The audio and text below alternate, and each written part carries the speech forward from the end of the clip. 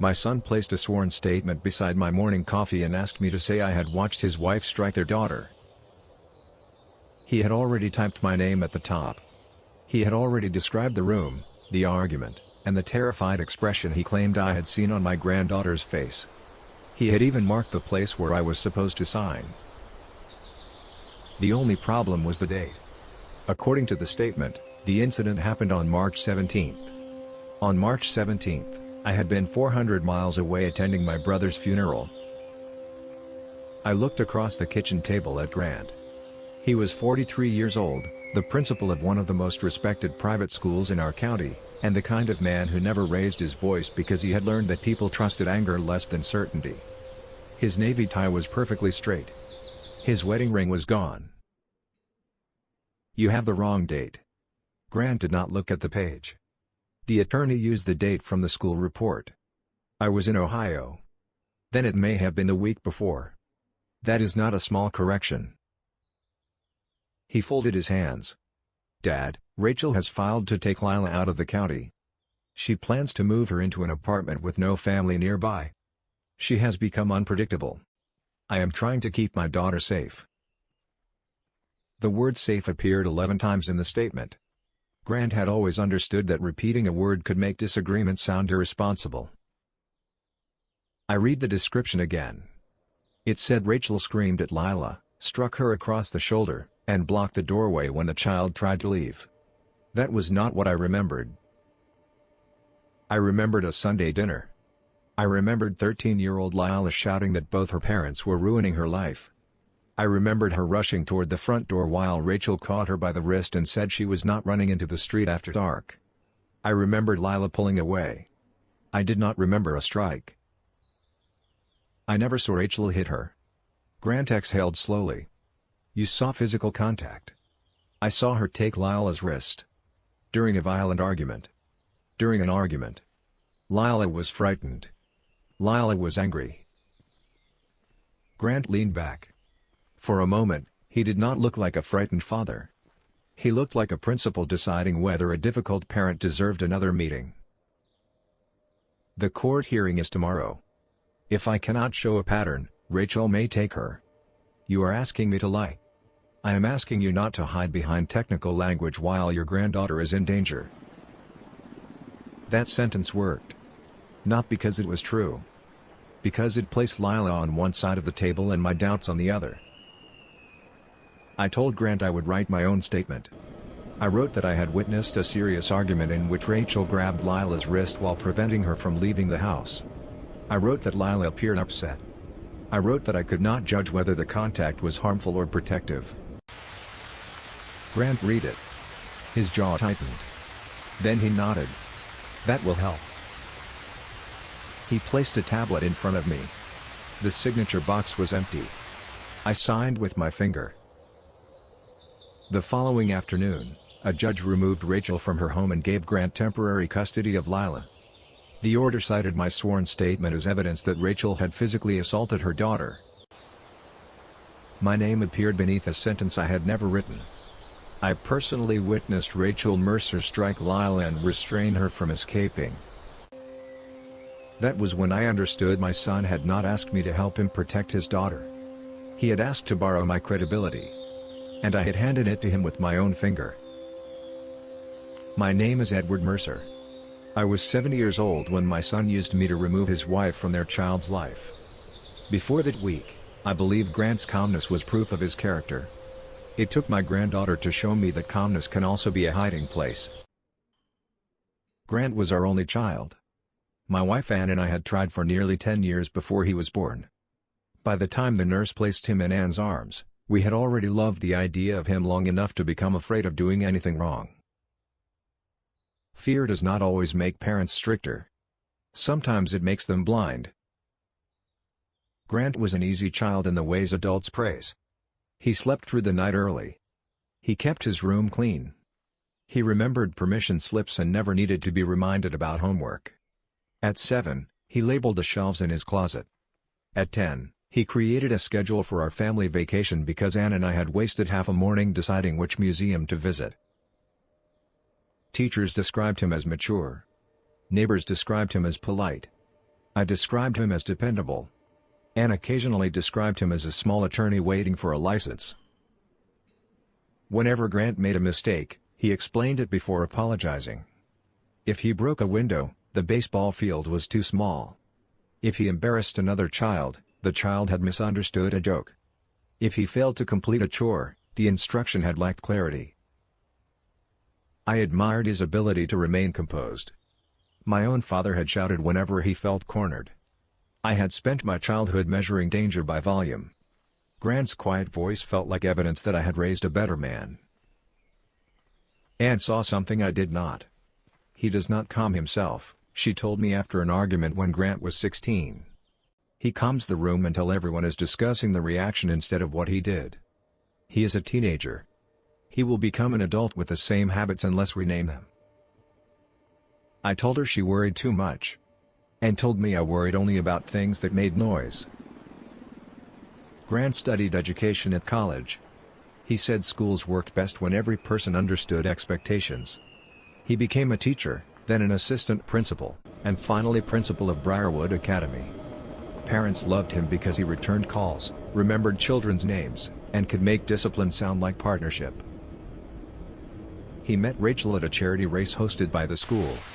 She was a physical therapist volunteering at the medical tent. Grant had twisted his ankle while insisting he could finish the final mile. Rachel told him determination did not make swelling imaginary. He asked her to dinner before she finished wrapping the ankle. Rachel was different from Grant. She laughed loudly. She lost her keys twice a week. She spoke while searching for the exact point she wanted to make, sometimes correcting herself in the middle of a sentence. When she was angry, everyone knew. I found her exhausting at first, and loved her immediately. "At least you know where you stand," Anne said. "I usually know where I stand with Grant." Anne gave me a look that should have remained with me longer than it did. Grant and Rachel married after 2 years. Lila was born 4 years later. She arrived 3 weeks early, furious about it, with dark hair and a cry strong enough to interrupt the doctor. Grant organized feeding schedules. Rachel ignored them whenever Lila was hungry early. Their differences looked harmless then. Anne died when Lila was 5. A blood clot reached her lungs before any of us understood she was in danger. She had complained of feeling short of breath that morning. By evening, I was standing in a hospital hallway holding Anne's purse while a doctor used the past tense. After Anne died, Grant managed everything. He called the funeral home. He prepared the obituary. He made a list of people who brought food so thank you cards would not be forgotten. Rachel sat beside me without speaking. She held my hand when Grant began discussing cemetery invoices over Anne's untouched breakfast. I mistook Grant's organization for strength and Rachel's tears for instability. That mistake did not begin with the custody case. The custody case merely gave it legal language. For several years, Grant and Rachel appeared happy. They bought a gray house near Briarwood Academy. Rachel reduced her hours so she could collect Lila after school. Grant coached soccer, attended every parent conference, and posted photographs of family hikes beneath captions about gratitude.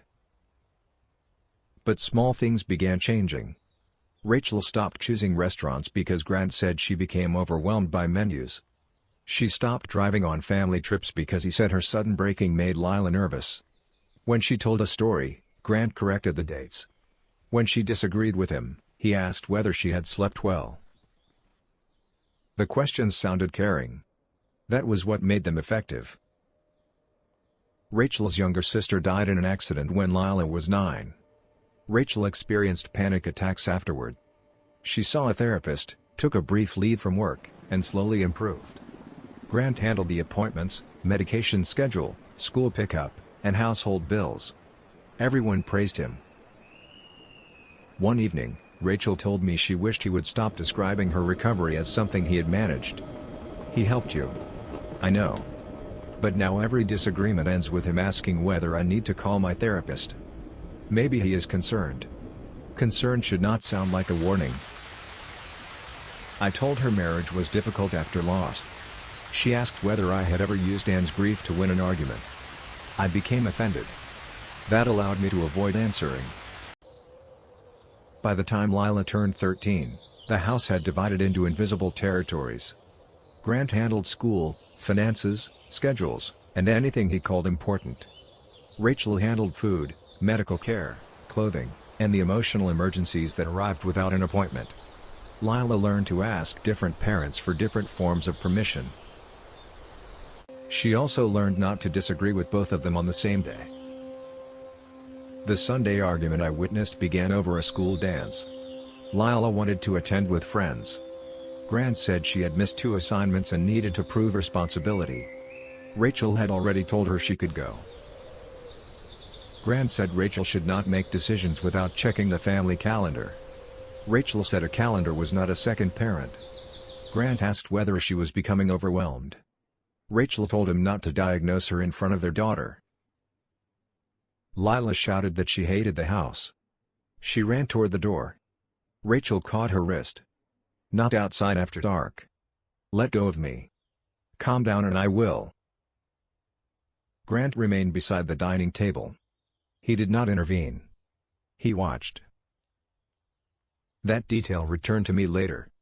At the time, I thought he was wisely refusing to increase the conflict. Now I wonder whether he was studying a scene he might use. Rachel released Lila after several seconds.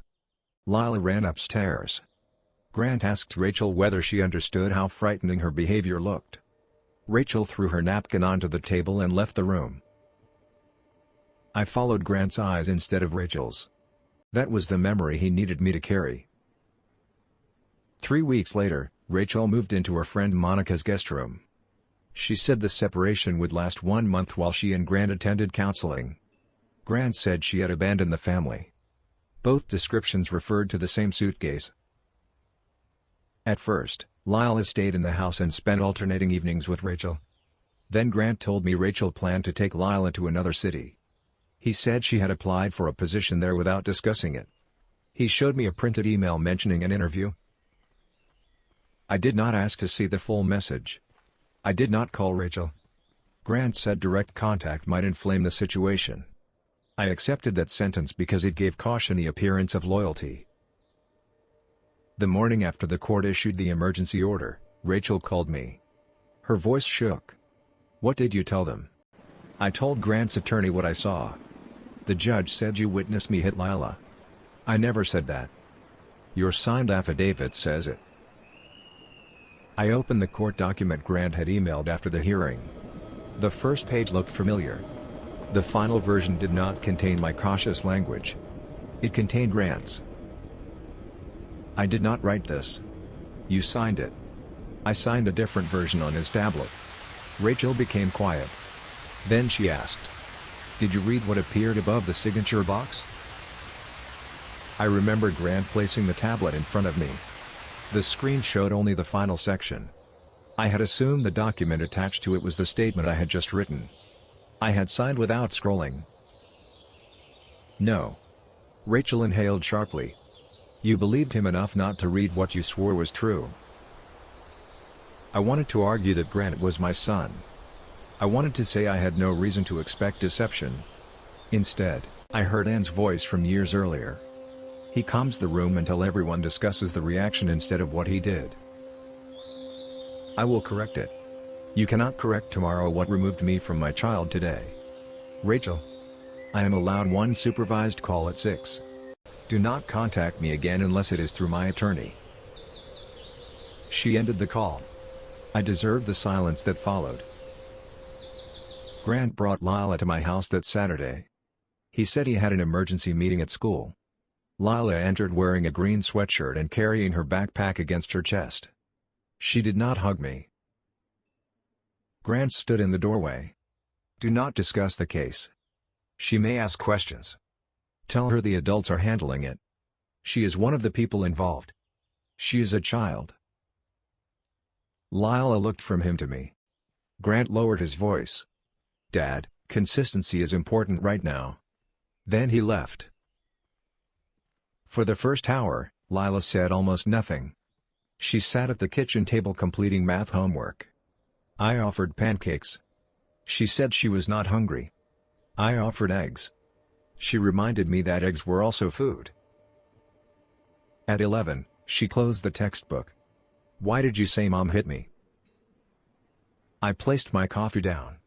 "I did not say that. The judge said you did. Your father changed the statement after I signed." Lila's face did not change. "How do you know?" "Because I wrote something different." "Do you have your version?" I did not. Grant had taken the handwritten page. I had not photographed it. I had trusted him to submit it. "No. Then it is your word against Dad's." "Yes. Mom said that is how he does things." Lila opened her backpack. She removed a blue folder and placed it in front of me. Inside was a sheet titled Family Safety Preparation. There were 12 questions. Beside each one, an answer had been written in Grant's handwriting. Question: when do you feel most frightened around your mother? Suggested answer: when she becomes emotional and will not let me leave. Question: which parent makes you feel safe? Suggested answer: my dad, because he stays calm and follows rules. I looked at Lila. Did he make you memorize this? He said the evaluator might confuse me. He said I needed to practice telling the truth clearly. Are these your answers? Some of them. Which ones? I do not know anymore. Her voice broke on the final word. I moved toward her. She raised one hand. Please do not hug me because you feel bad. I stopped. That was the first boundary anyone in our family respected during the entire case. Lila wiped her eyes. Mom grabbed my wrist. I know. I was going outside. I know. She should not have held me that hard. No. But she did not hit me. No. Dad says not letting me leave was false imprisonment. Your father is not a lawyer. He said the school's attorney explained it. That sentence changed the shape of the problem. Grant had not merely consulted a family attorney. He had involved people employed by Briarwood Academy. What else did he ask you to do? Lila looked toward the front window. He checks my phone every night. He says Mom may try to manipulate me. He told the counselor I have nightmares about her. Do you? I had one nightmare after they fought. It was about both of them. She reached into the folder again. This time she removed 3 printed pages. They were messages between Grant and the school counselor, Ms. Ellis. Grant described Lila as fearful of Rachel. Ms. Ellis offered to speak with her. Grant replied that a formal meeting might distress Lila and asked whether the counselor could instead prepare a general letter based on his parental observations. The letter appeared in the court file. It said Briarwood staff have concerns about Lila's emotional safety around her mother. Ms. Ellis had never interviewed her. How did you get these? They were in Dad's printer tray. I took pictures before he shredded them. Does he know? No. Lila lowered her voice. There is more. She removed her school tablet. The screen showed a folder of audio files. Lila belonged to the media club and recorded short audio diaries for a class project. She said she began keeping them after her parents separated because every adult repeated conversations differently. I wanted to know whether I was remembering wrong. You are 13. That has not stopped anyone from telling me what I remember. She selected a file recorded 3 nights earlier. For the first minute, I heard Lila whispering about an argument over a supervised telephone call. Then a door closed. The recording continued inside her backpack. Grant's voice sounded from the next room. He was speaking to someone on the telephone. My father signed exactly as expected. He remembers the scene, not the wording. If Rachel challenges the date, we say it was a clerical error. A man's voice answered through the speaker. I could not understand every word. Then Grant spoke again. Lila will say she feels safer with me. She just needs to stop improvising. The file ended. I stared at the tablet. For most of my life, I had believed betrayal would feel hot. It felt cold. It made every part of the room seem distant. Grandpa? Yes? Are you going to tell Dad I showed you? My first instinct was to say no. My second was to promise I would protect her. Both answers belonged to the same family habit. Adults making commitments about Lila before asking what she wanted. What do you want me to do? She looked surprised. I want Mom to come home. I cannot promise that. I want someone to tell the judge Dad made me practice. I can help you reach someone who will listen. I do not want Dad arrested. This is a custody case, not an arrest. You cannot know what adults will turn it into. She was right. I told her we would speak to the attorney assigned to represent her interests. Not Grant's attorney. Not Rachel's. Someone whose responsibility was to her. Lila nodded. Do not copy the recording without me. I will not. And do not confront Dad while I am in the house. I will not. She returned the tablet to her backpack. Then she asked for pancakes. I burned the first two because my hands would not stop shaking. After Grant collected her, I searched my phone for photographs from the Sunday argument. I remembered taking a picture of the dessert Rachel had made because Ann once used the same recipe. The photograph's metadata showed the date. March 10th. The affidavit said March 17th. My brother's funeral program proved I was in Ohio that day. Grant had moved the incident forward 1 week. At first, I did not understand why. Then I examined the temporary custody petition. It described 3 incidents occurring within 14 days. The altered date created the appearance of escalating behavior. The real date would have placed the dinner outside the period Grant's attorney presented as an immediate crisis. The date was not a clerical error. It was architecture. I called Rachel's attorney Monday morning. Her name was Priya Shah. She refused to discuss the case until I explained why I had submitted false evidence against her client.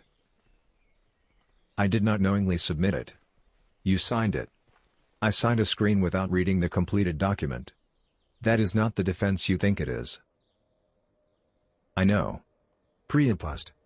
People often become more willing to listen when you stop trying to sound innocent. We met in her office that afternoon. Rachel sat beside the window with a legal pad on her lap. She did not offer her hand. I placed the funeral program, photograph information, court affidavit, and my written recollection on the table. Priya read everything carefully. Rachel watched me. Why now? Because Lila asked me why I lied. You were willing to hurt me until it affected how she saw you. The accusation was fair. I questioned the statement when I saw the final version. But I believed Grant before I called you. I believed his calm voice more than your history. I am sorry. Rachel's eyes filled. She did not accept the apology. An apology does not become incomplete because the harmed person refuses to make it comfortable. Priya asked whether I had additional evidence. I told her Lila had information but had placed conditions on how it could be used. Priya nodded. That is more respect than anyone else has shown her so far. She contacted the court-appointed child advocate, a woman named Dana Brooks. Dana agreed to meet Lila privately at school. Lila would decide whether to share the folder and recording. Before I left, Rachel stopped me. There are things Grant has told you that are true. I turned. I did grab Lila too hard. I was angry. I should have stepped away instead of blocking the door. Grant said you planned to move her. I interviewed for a position 30 miles away. The full email said the employer understood I could not relocate. Grant printed only the first page. Did you threaten to take Lila? Rachel looked down. During an argument, I said I would take her somewhere he could not turn every room against me. I regretted it immediately. It was wrong. Priya did not interrupt her. Rachel continued. I am not asking you to decide I am perfect. I am asking you to stop letting Grant's version turn every mistake I made into proof that I should disappear. That was the first moment I understood the case clearly. Grant did not need to invent every fact. He needed only to remove the context from real ones. Grant came to my house that evening. He walked in without knocking, as he had done since Anne died. I was sitting at the kitchen table with the altered affidavit. "Did you contact Rachel's lawyer?" "Yes." His expression remained calm. Only his right hand tightened around his car keys. "You have no idea what you are doing. I know you changed my statement." The attorney clarified it. "You changed grab to struck. You changed the date. You used my signature. Your statement described the incident.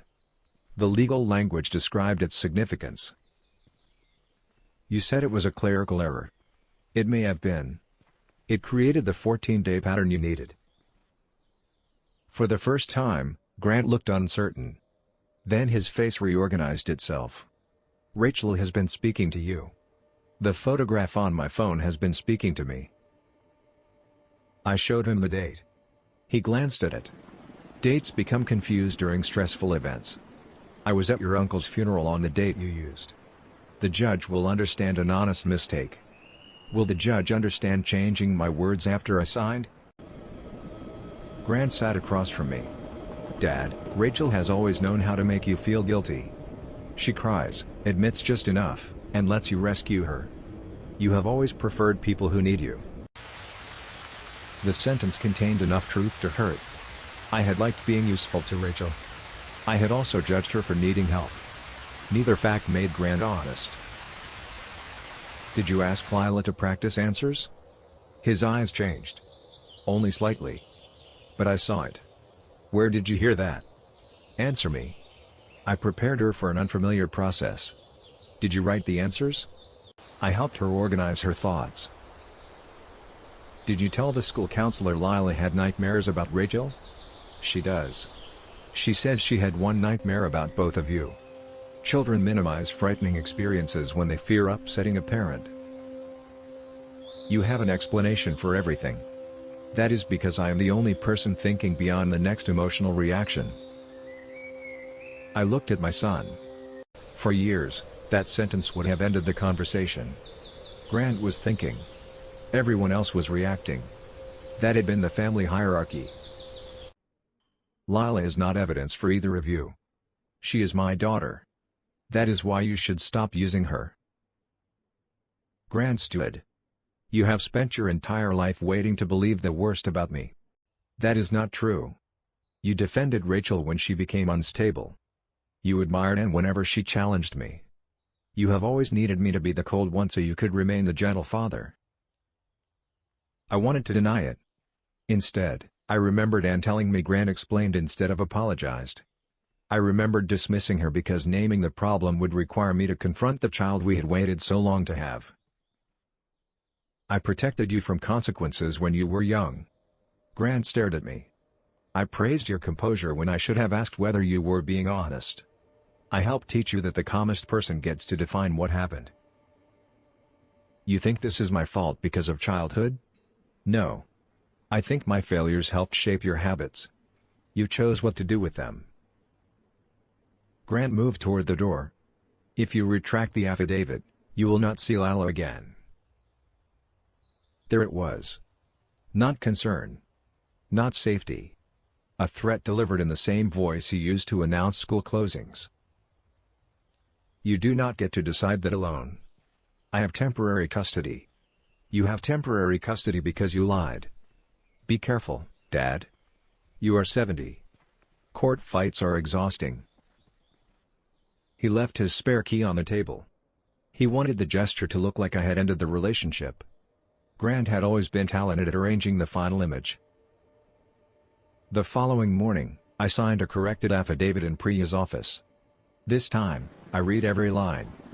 I stated that I had not witnessed Rachel strike Lila. I explained the date alteration and the electronic signature process. I admitted I had signed without reviewing the completed document.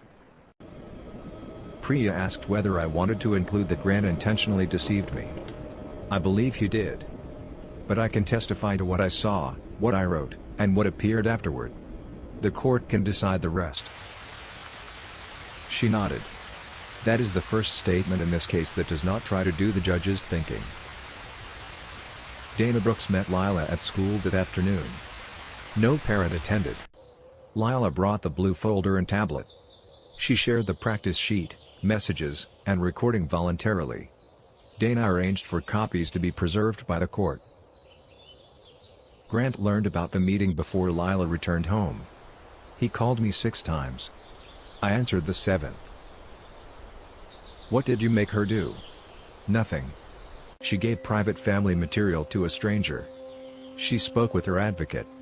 She is a child. You keep using that as though childhood means ownership. Grant lowered his voice. There is a recording on that tablet.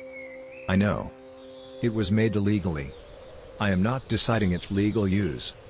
You need to delete it before she gives anyone the original. She already did.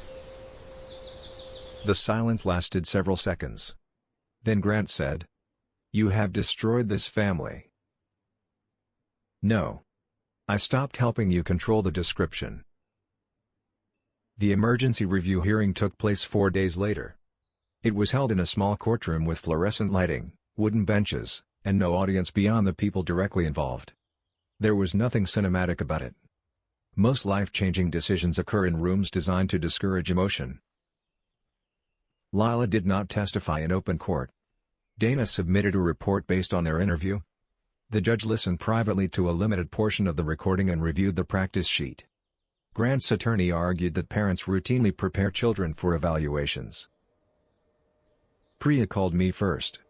I walked to the witness chair carrying a copy of my corrected statement. Grant did not look at me. Priya asked what I saw during the dinner argument. I described it exactly. Rachel caught Lila's wrist. Lila was upset. Rachel released her. I saw no strike. She asked whether I wrote the words in the original affidavit. No. She asked why I signed. Because my son presented only the signature page and I trusted him. Do you blame him entirely for the false statement? No. Grant finally looked up. I signed a sworn document without reading it. My carelessness gave the false language authority. Grant changed the account, but I placed my name beneath it. Priya asked why I believed Grant's concerns initially. Because he is controlled and Rachel is expressive. I treated his manner as evidence and hers as suspicion. That was unfair. Grant's attorney stood for cross-examination.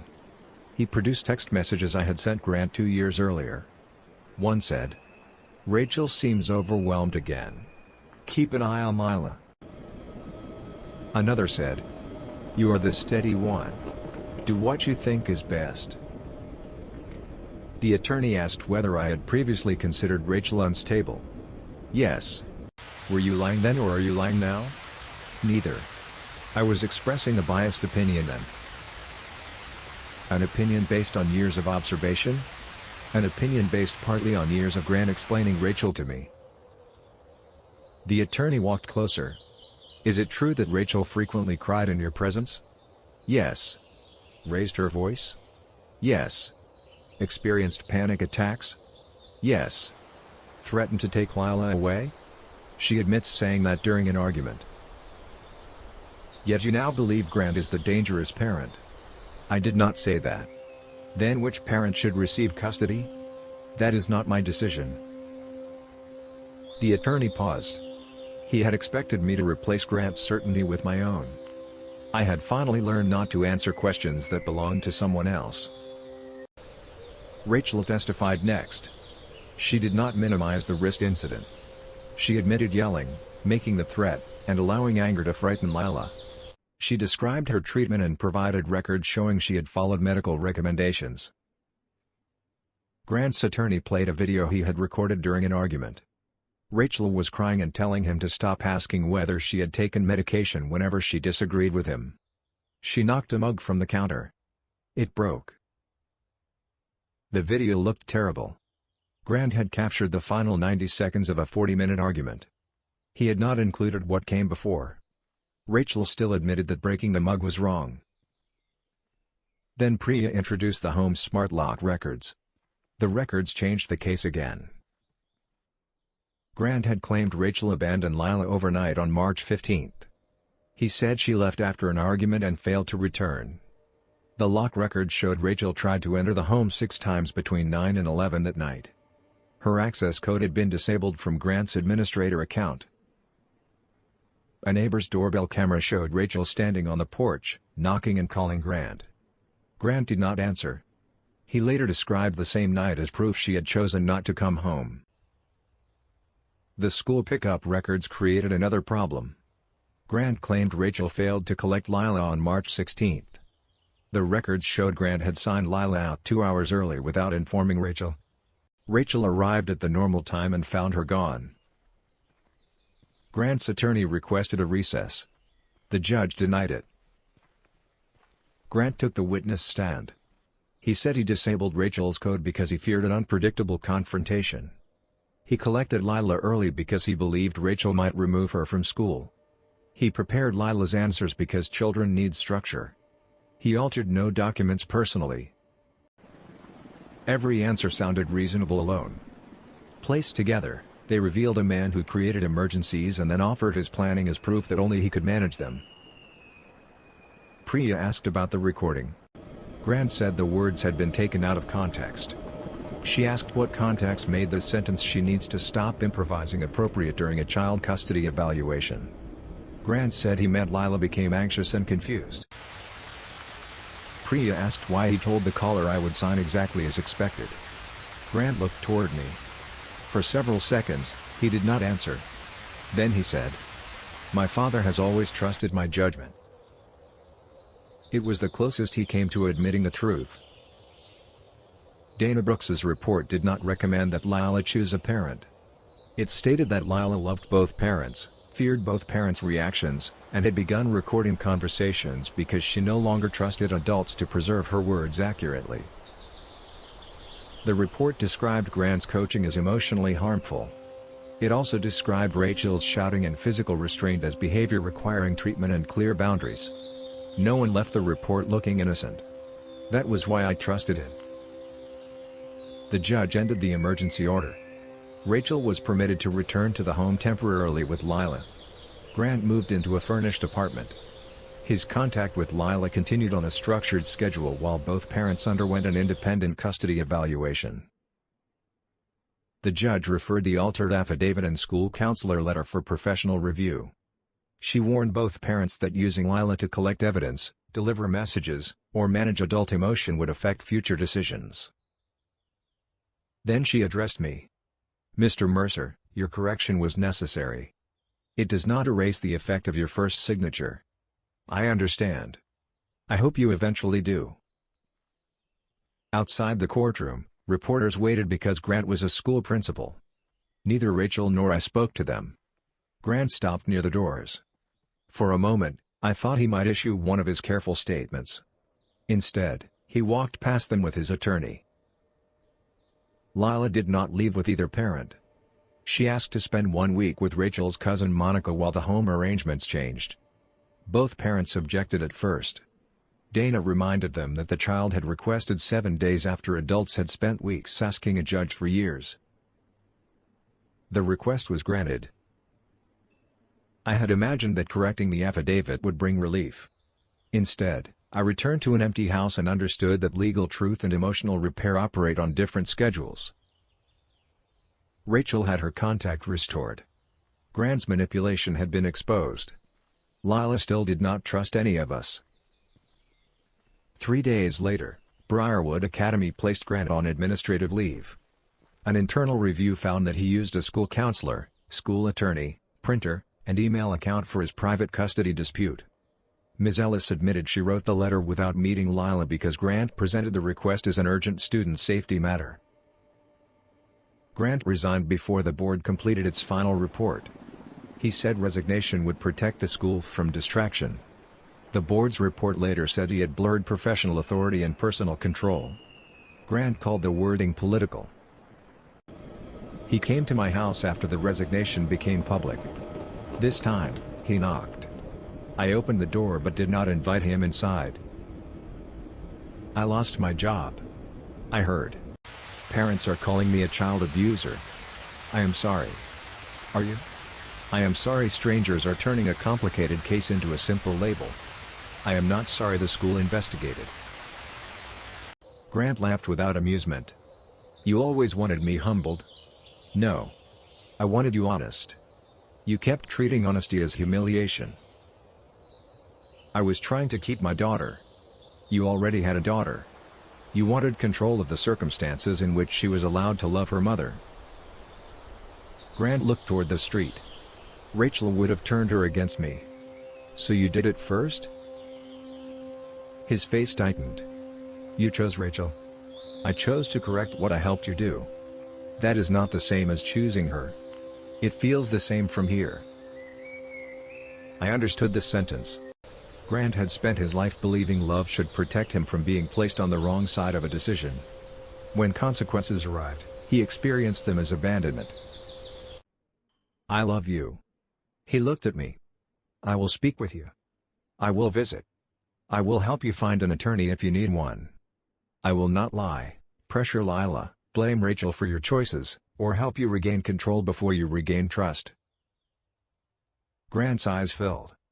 That does not sound like love. It does not sound like the love I gave you before. That is the point. He left without asking to come inside. The independent evaluation lasted 5 months. Rachel attended parenting sessions and continued therapy. She learned to step away when arguments became heated and never again physically blocked a doorway. She did not describe that work as proof that Grant had lied. She did it because some of his evidence had grown around mistakes she genuinely needed to confront. Grant attended therapy too. At first, he treated each session as a hearing. He brought timelines, emails, and examples of Rachel's behavior. The therapist eventually told him he was using accuracy to avoid accountability. Grant stopped attending for 2 weeks. Then he returned without the binder. Lila remained primarily with Rachel but spent scheduled afternoons and alternate weekends with Grant. Transfers occurred at a community center so neither parent could turn the front porch into a battlefield. Lila was allowed to end a visit early by contacting Dana. She used that option twice. The first time, Grant questioned her for an hour about what Rachel said after court. The second time, he began explaining why the practice sheet had been misunderstood. Afterward, Lila refused visits for 3 weeks.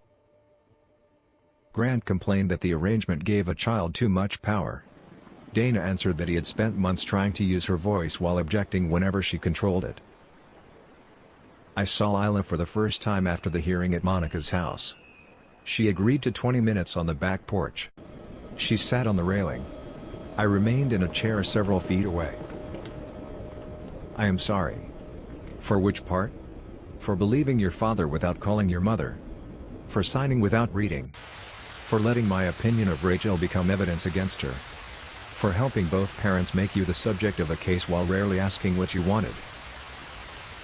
Lila picked at a loose thread on her sleeve. Did you only believe Dad because he is your son? Partly. Did you believe him because he is a man? The question surprised me. I thought about every time I described Grant as rational and Rachel as emotional. Yes. Partly. Lila looked at me. You admit things faster now. I am trying to stop using delay as self-respect.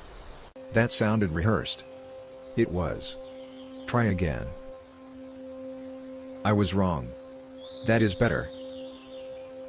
She did not hug me. She agreed to see me the following week.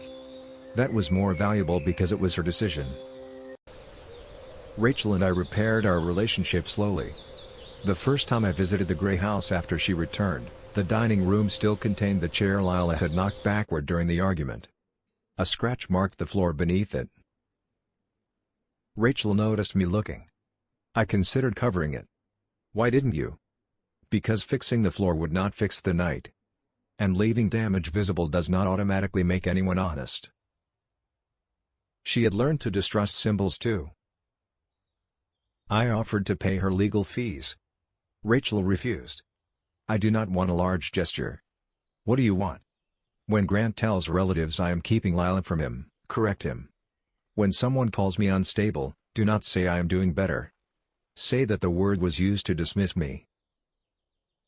I can do that. And do not tell Lila she should forgive you because you admitted the truth. I will not. Then start there. Grant sent Lila letters. The first was 11 pages.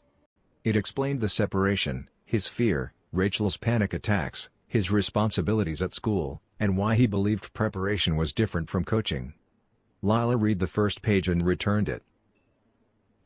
The second letter was 6 pages. She returned that too. The third was 1 page but contained the phrase "what you need to understand" 4 times. She kept it long enough to circle every occurrence, then mailed it back.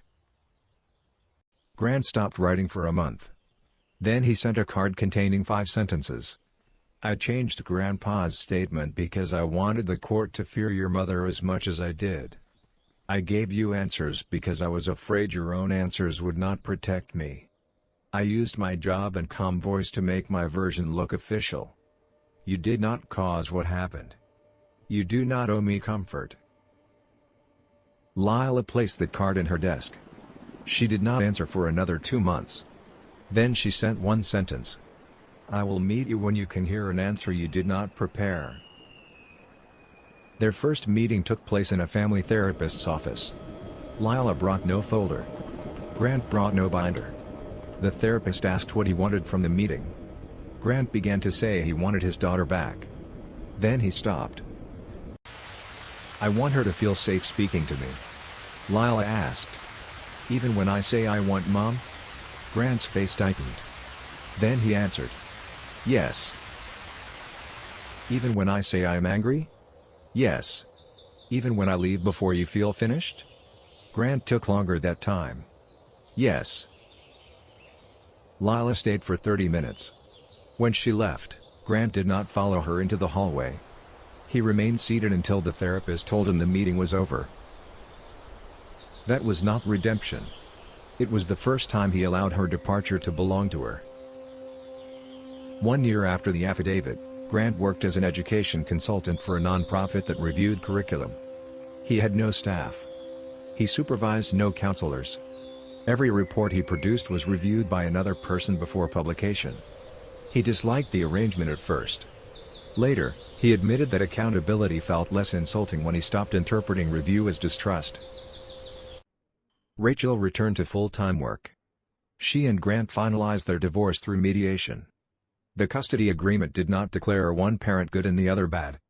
It established schedules, communication rules, therapy requirements, and consequences for involving Lila in disputes.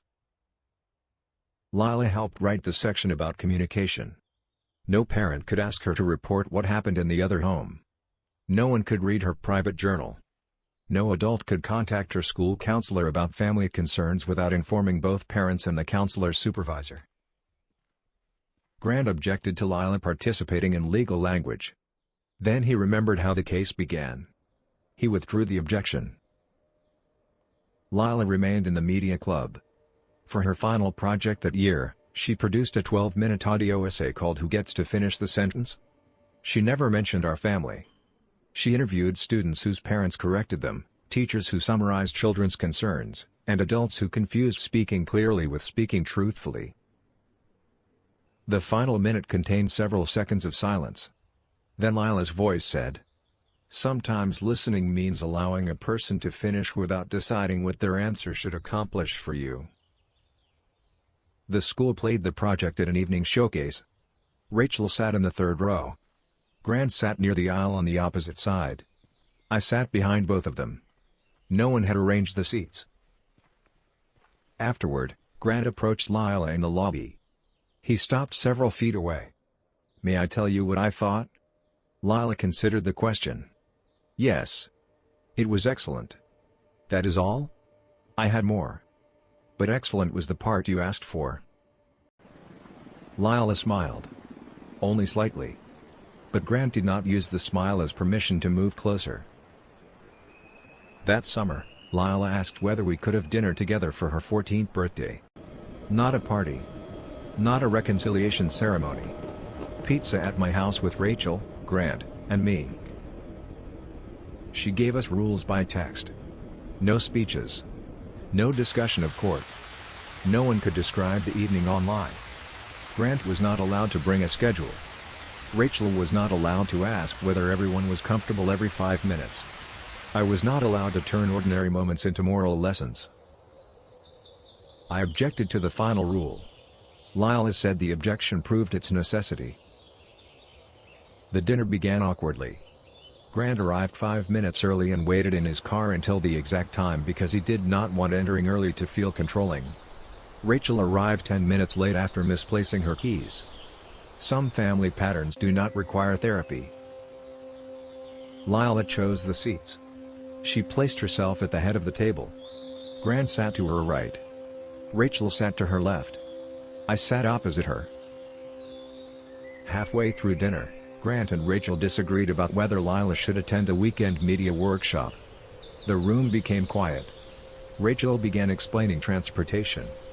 Grant began explaining school responsibilities. Both looked toward Lila. For a second, I expected one of them to state her answer. Neither did. Grant asked, "What do you want?" Rachel waited. So did I. Lila put down her slice of pizza. "I want to attend. I will finish the 2 assignments before Saturday. And I want Dad to drive me there and Mom to collect me, without either of you asking what the other person said during the ride." Grant nodded. Rachel nodded. No one approved the plan. After dinner, Lila opened her gifts. Rachel gave her headphones. Grant gave her a portable audio recorder. Before she accepted it, she asked whether he had installed any monitoring software. Grant looked wounded. Then he understood why the question existed. "No. You can reset it before using it. I kept the receipt if you would rather exchange it." Lila examined the box. "I will keep it." I gave her a blank notebook. The cover was plain blue. Inside the front page, I had written only, "For whatever you decide is worth remembering." Lila read the sentence. Then she looked at me. That almost became a moral lesson. I stopped in time. Barely. She hugged me. I did not hold tighter than she did. My son asked me to testify that his wife had hurt their daughter because he believed his fear justified controlling every version of the truth. I helped him because I had spent decades confusing calmness with honesty and loyalty with agreement. Rachel made mistakes. Grant used those mistakes to build a story in which only he could be trusted. I signed that story because reading carefully would have required doubting my son. Lila was the person forced to live inside it. Correcting the affidavit did not make me brave. It made me late. Exposing Grant did not make Rachel flawless. It gave her the right to answer for her own behavior instead of his edited version. Losing control did not make Grant a victim. It gave him the first real opportunity to learn how love survives an answer he does not want. Lila still keeps the blue folder. The practice sheet, altered affidavit, and court records remain inside. The audio file is stored somewhere only she knows. She says she does not keep them for revenge. She keeps them because people become careless with history when the consequences stop feeling immediate. She also keeps newer things. A postcard Rachel sent from a work conference. The 5-sentence apology from Grant. A photograph of all 4 of us after her birthday dinner. We are not touching in the picture. No one is centered. It is not the image of a repaired family. It is the image of 4 people learning to remain in the same frame without arranging one another. A few weeks after her birthday, Lila brought the blue notebook to my kitchen. She opened it to the first page and showed me what she had written beneath my sentence. "No one else gets to finish this for me." Then Grant arrived to take her to the media workshop. He knocked and waited outside. Rachel was coming later to collect her. For once, no one discussed what Lila might say during either drive. She placed the notebook inside her bag and walked toward the door. Grant asked whether she was ready. Lila said she needed 1 minute. He waited. Rachel texted to ask whether the pickup time still worked. I did not answer for Lila. Grant did not answer for her. Lila took out her phone and typed the response herself. Then she looked at both of us. "Okay," she said. "Now I am ready." Grant opened the door. I moved aside. And for the first time in our family, every adult waited for the person whose life it was to walk through first.